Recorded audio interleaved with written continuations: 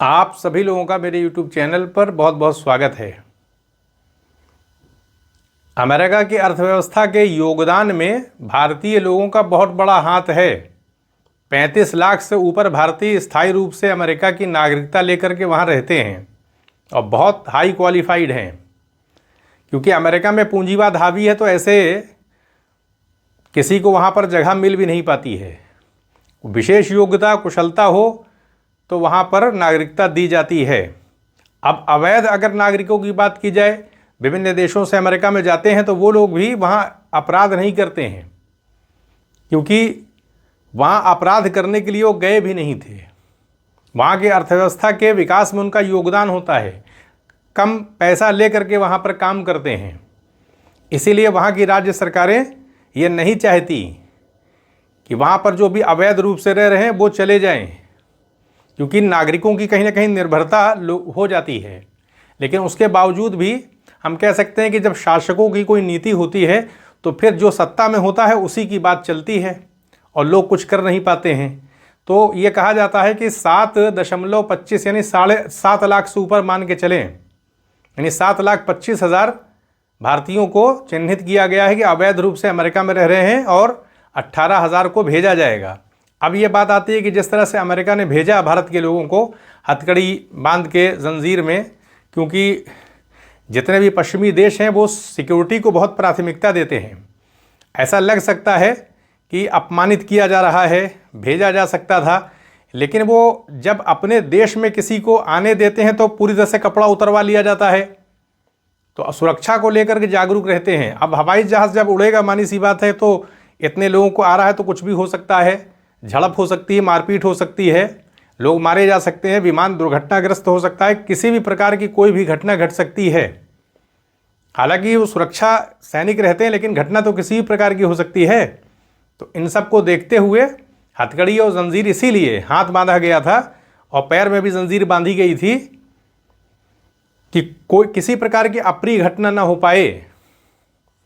रही अपमानित करने की बात, तो अमेरिका जो है वो जो संदेश गया है, जिसमें यानी एक अच्छे ढंग से भी भेजा जा सकता था अंतर्राष्ट्रीय स्तर पर, अब ये सही नहीं माना जाता कि किसी को हथकड़ी इस तरह से बांधी जाए।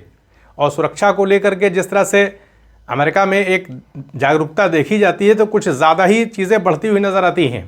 विशिष्ट लोगों की भी जांच की जाती रहती है, कपड़ा उतारने की कोशिश की जाती है, तो कुछ अति भी हो जाती है। उसमें कहीं ना कहीं अहंकार भी शामिल होता है, क्योंकि सीधी सी बात है कि जब किसी राष्ट्र के पास पैसा है, आधुनिक हो चुके हैं, तो अहंकार तो आ ही जाता है।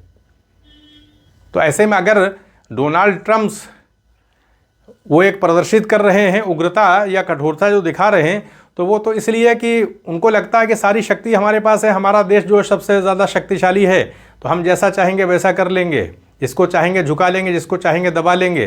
तो जो मन में आ रहा है वो कर रहे हैं। लेकिन चीन के साथ ऐसा नहीं हो रहा है। हमारे भारत के ही बगल में देखें, चीन एक ऐसा, उसने इतनी तेज़ी साथ प्रगति की है, और जबकि भारत को प्रगति करनी चाहिए थी, लेकिन भारत प्रगति नहीं कर पाया। भारत के जो हमारे शासक हैं, ना तो उन्होंने अपना चरित्र सुधारा और ना भारत की गरीबी को दूर करने का प्रयास किया। भारत के अंदर 15 करोड़ के आसपास ऐसे किसान हैं जिनके पास 1 इंच भी ज़मीन नहीं है, भूमिहीन है पूरी तरह से। अब क्यों 15 करोड़ लोग भूमिहीन हैं? सरकार सही आंकड़ा भी जारी नहीं करती है। जातिवाद की समस्या भारत में बहुत गंभीर है। नस्लवाद, जातिवाद, ये सारी चीज़ें हज़ारों सालों से चल रही हैं, अभी तक बनी हुई कहीं ना कहीं। हालांकि कुछ कम हुई, लेकिन अभी भी हैं ये चीज़ें। यहाँ पर सामूहिक जागरूकता देखी जाती है, लोग अपने धर्म संप्रदाय के प्रति ज़्यादा समर्पित रहते हैं, अपने समुदाय को चिन्हित करने की कोशिश करते हैं। तो विकास का जो पैमाना आधुनिक स्तर पर है, उसके आधार पर अगर भारत के लोगों को जांचा जाए तो उसमें भारत के लोग खरे नहीं उतर पाते हैं। जब कोई चीज़ हम खरीदने जाते हैं तो पूरा मूल्यांकन करते हैं, कपड़ा भी लेने जाते हैं तो देखते हैं, चेक करते हैं। उसी तरह से आधुनिक बनने के लिए हमें आधुनिक होना भी पड़ेगा। आधुनिक होने के लिए जो एक मूल्य होते हैं कि हमारे अंदर ईमानदारी होनी चाहिए, शासकों के अंदर ईमानदारी होनी चाहिए। शासक दिन रात इस बात का प्रयास करें कि भारत के अंदर जो लोग अभाव से ग्रसित हैं, गरीब हैं, वहाँ किस तरह से सुविधाओं को पहुँचाया जाए। जो क्षेत्र ज़्यादा पिछड़े हैं वहाँ पर युद्ध स्तर पर प्रयास किया जाए कि वहाँ पर विकास के चिन्ह दिखाई पड़े, कोशिश की जाए। लेकिन नस्लवाद के वजह से, जातीयता के वजह से भाई भतीजावाद की वजह से प्रशासनिक अधिकारियों के अंदर भी कहीं ना कहीं पतन देखा जाता है। वैसी निष्ठा, वैसा समर्पण दिखाई नहीं पड़ता है। कहीं ना कहीं वही सामंती प्रवृत्ति दिखाई पड़ रही है। जिस तरह से बैठने चलने का अंदाज, कार से उतरने का अंदाज, ये सारी चीज़ें आपको अधिकारियों में दिखाई पड़ेंगी। लोगों को जो बिहेव है वो दिखता है कि अंदर क्या है हमारे। जो एक विनम्रता होती है वो बहुत कम अधिकारियों में है, और जो समर्पण होता है वो भी बहुत कम है। देश के संविधान के प्रति जैसा समर्पण होना चाहिए वैसा अधिकारियों में नहीं है, क्योंकि संघीय चरित्र भारत में अपनाया गया है। तो सिविल सेवा के अधिकारी राज्यों में जाके सेवा देते हैं, तो जब वो मानी सी बात है कि पूरे अमले के साथ, कार के साथ, सारी सुविधाओं के साथ चलेंगे, तो वही कहीं ना कहीं जातीयता का पहलू और एक उच्चता का पहलू, सामंतवादी जो व्यवस्था देश में रही है हज़ारों सालों से, एक मानसिकता निर्मित हो जाती है, उससे निकल नहीं पा रहे हैं। हालांकि शिक्षित है, सब कुछ है। जो एक विनम्रता हो जानी चाहिए कि ज्ञान प्राप्त करने के बाद लोग विनम्र हो जाते हैं, किसी भी समस्या के प्रति बहुत जागरूक रहते हैं। अपने शहरों में जाकर के इलाकों को देखते हैं, कहाँ सड़कें बनी हैं, कहाँ नहीं बनी हैं। समय निकालना चाहिए, हम निकाल सकते हैं। 1 महीने में 1 बार समय निकाल सकते हैं। रात में ही दौरा किया जाए, देखा जाए कहाँ की सड़कें कैसी हैं, किस तरह से काम चल रहा है। जो ज़िले के जितने अधिकारी हैं वो काम कर रहे हैं कि नहीं कर रहे हैं, सही लोगों को भोजन मिल पा रहा है कि नहीं मिल पा रहा, होटलों में किस तरह से खाना बनना है उसको चेक करवा जाए। जो फूड इंस्पेक्टर हैं लगातार उनको निर्देश दिया जाए, वो जा करके होटलों में चेक करें कि खाना कैसे, किस तरह से बनाया जा रहा है। सऊदी अरब के अंदर खानों की बाकायदा चेकिंग होती है, होटलों में जाकर के जुर्माना लगाया जाता है भारी भारी। अगर दूसरे देशों का सर्वेक्षण किया जाए तो हमने व्यवस्था तो बना रखी है, लेकिन हम किसी आधार पर विकसित होने का जो एक मानक होता है उस पर खरे नहीं उतर पा रहे हैं।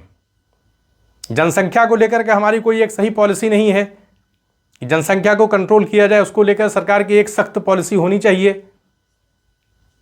जिले के अंदर सड़कें एकदम चमचमाती हुई होनी चाहिए, उसको प्राथमिकता में रखा जाए। तो जब हम अपने देश के अंदर आधुनिकता के जो मानक हैं, जो ढांचागत मानक हैं, उस पर जब काम करेंगे तब जाकर के हमारे देश का स्वरूप सही होगा। अगर हम अपने जिस्म को साफ रखेंगे, उस पर मेहनत करेंगे, तभी तो साफ होगा। अपने कमरे में भी हम व्यवस्था तभी कर पाते हैं जब हम लगातार सफाई करते हैं, हमारा ध्यान रहता है। और अगर हमारा रुझान नहीं होगा, सफाई की तरफ ध्यान नहीं होगा, तो फिर जहां हम रहेंगे वो कमरा भी गंदा रहेगा और बहुत सारी चीज़ें फिर हमारी जो है वो व्यवस्थित नहीं हो पाएंगी। अमेरिका ने जो भारत के साथ किया, जिस तरह से भेजा उन्होंने नागरिकों को, वैसा भेजने की कोई ज़रूरत नहीं थी। होता यह कि जब आप विकसित हो जाते हैं, विकास कर जाते हैं, तो बहुत उदारता आपको दिखानी चाहिए। आपके देश में अगर अवैध रूप से नागरिक आ भी गए थे तो ये नहीं कि आप हथकड़ी बांध करके इस तरह से आप पिक्चर तस्वीर बनाकर उसको जारी करेंगे, कहीं ना कहीं एक अपनी जो एक शक्ति होती है उसका प्रदर्शन करने लगेंगे। शक्ति का प्रदर्शन करने वाले राष्ट्र कभी लंबे समय तक चल नहीं पाते हैं। अमेरिका का तो अभी हाल ही का इतिहास है, भारत की सभ्यता तो बहुत प्राचीन है। भारत में तो हड़प्पा काल के अंदर देखें कि नगरों का यहाँ जाल बिछा हुआ था। एक उन्नत भारत ने एक सभ्यता का विकास किया था, लेकिन उसके बाद जब भारत में आर्य आ गए, उनका आक्रमण हुआ और सिंधु सभ्यता किसी भी तौर पर, इसमें विद्वानों मतभेद है, वो नष्ट हो गई। जब नष्ट हो गई तो फिर यहाँ पर कबीलाई एक सिस्टम हो गया, धीरे धीरे नगरीकरण हुआ, बाद में वर्ण व्यवस्था के आधार पर समाज बढ़ गया, जातिवाद की समस्या आ गई और फिर ये समस्या इतनी गंभीर होती चली गई कि ये एलिमिनेट नहीं हो पाई। लेकिन मोहनजोदड़ो के पीरियड में ऐसी कोई बात देखने को मिलती नहीं है।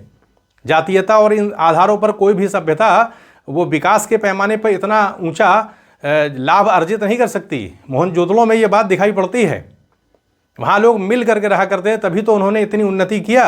लेकिन बाद में जब भारत में दूसरी सभ्यताएं आती चली गईं तो लोगों ने कहीं ना कहीं अपने हितों को प्राथमिकता दिया। यहाँ पर कह सकते हैं कि वर्ण व्यवस्था का जब नियम लागू हो गया और वर्ण के आधार पर आश्रम व्यवस्था, सारी चीज़ों के आधार पर समाज को जब विभाजित कर दिया, तो उसका नतीजा फिर उस कौम के लिए भी ख़राब रहा, भारत के लिए भी ख़राब रहा। और वो आज तक वो चीज़ चली आ रही है, क्योंकि जब हम सुरक्षा का दायित्व किसी एक इंसान के हाथ में दे देंगे, क्षत्रियों के हाथ में शासन प्रशासन की व्यवस्था दे देंगे, सुरक्षा का दायित्व भी दे देंगे, तो फिर कोई एक वर्ग किसी देश की रक्षा नहीं कर पाता। इसीलिए भारत में जितने भी हमले होते रहे तो उसमें असफलता लगातार देखने को मिली, कोई बहुत बड़ी उपलब्धि अर्जित नहीं हो पाई है।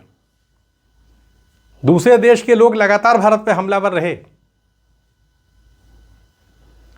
तो लगातार भारत में आक्रमण का सिलसिला क्यों चलता रहा? कभी इसके बारे में किसी ने शोध करने की कोशिश किया या ईमानदारी से इस बात को जानने की कोशिश की? इतिहास की किताबें तो लिखी गई हैं, लेकिन समाज का अपना एक नियम चलता है। समाज शास्त्र में जितना वर्क हुआ है उसका अपना एक नियम चलता है। नियम यह है कि जब आप विभाजित हो जाएंगे, जब आपके अंदर जातीयता की भावना होगी, जब आपके अंदर अपनी संप्रदाय के प्रति लगाव होगा, सारे लोगों को साथ में लेकर के चलने की भावना नहीं होगी, तो फिर वो राष्ट्र कभी भी शक्तिशाली नहीं हो पाता है। उसको लगातार विभाजन का जो दंश है वो झेलना पड़ेगा। दूसरे देश आकर के उसको के सीने पर सवार हो जाएंगे। वो भारत की ही बात नहीं है, विश्व में कहीं भी हो। बगदाद के अंदर भी चंगेज़ खां मतलब मंगोल वहाँ पर प्रवेश कर गए थे, ऐसे नहीं कर गए थे। मंगोलों ने जो तबाही मचाई है तो वो इसलिए नहीं, शासकों ने अपने बुरे कर्मों के वजह से उस राष्ट्र को पूरी तरीके से असफल कर दिया। जब असफल कर दिया, समाज विभाजित रहा, तो दूसरी शक्तियों ने जा करके कमर तोड़ दिया, पूरी तरह से लोगों का सर उड़ा दिया। ईरान के अंदर पूरा मीनार खड़ी कर दी गई थी सर की, बगदाद के अंदर सर की मीनार खड़ी कर दिया था। मंगोलों ने क्या नहीं किया? हाँ, अलाउद्दीन खिलजी भारत के अंदर वो कहीं ना कहीं कह सकते हैं कि एक साम्राज्यवादी भावना उनके अंदर थी। वो अपने हितों को लेकर के जागरूक थे और अपने देश को बचाने के लिए उन्होंने पूरी पॉलिसी बनाई, बाजार व्यवस्था लागू की, एक बड़ी सेना खड़ी की, तब जाकर के मंगोलों के हमले से देश को बचाया जा सका। इसी भारत के अंदर उन्होंने इस काम को करके सिद्ध करके दिखाया कि पूरी दुनिया को लगभग जीतने वाले मंगोल भारत को नहीं जीत पाए। कारण ये था कि जब हम किसी पॉलिसी को लागू करते हैं और पूरी तन्मयता के साथ उस पर समर्पित होकर काम करते हैं, तब नतीजा आता है। तो पूरा ध्यान क्योंकि अलाउद्दीन खिलजी ने मंगोलों के आक्रमण से देश की सुरक्षा करने पर लगा दिया था, सारे संसाधन झोंक दिए थे। जब झोंक दिया था तब जाकर के मंगोलों को रोका जा सका और एक लंबा संघर्ष हुआ है, ऐसा नहीं है। 1308 ईस्वी तक लगातार मंगोलों का हमला होता रहा। 1292 से लेकर के 1308 तक संघर्ष हुआ है। तो इसको जानने की जरूरत है। तो भारत के अंदर भारत के ही लोगों ने मंगोलों को भी धूल चटाई है। तो आवश्यकता इस बात की है कि हम देश को विकसित किस आधार पर करेंगे, हमारे नेताओं का क्या चरित्र होना चाहिए, हम जिस तरह से देश के अंदर राजनीति चल रही, क्या इस आधार पर देश को विकसित बनाया जा सकता है? सिर्फ जुमला छोड़ देने से थोड़ी कुछ होता है। अगर कह दिया जाए कि कहीं पर सोने का पहाड़ है तो कहने से थोड़ी हो जाएगा। भारतीय जनता पार्टी के अंदर अटल बिहारी वाजपेयी की पीरियड में जो एक व्यवस्था थी वो कहीं ना कहीं लोकतांत्रिक प्रक्रिया पर आधारित थी। वो एक बड़े नेता थे, वो सबको लेके साथ चलते थे।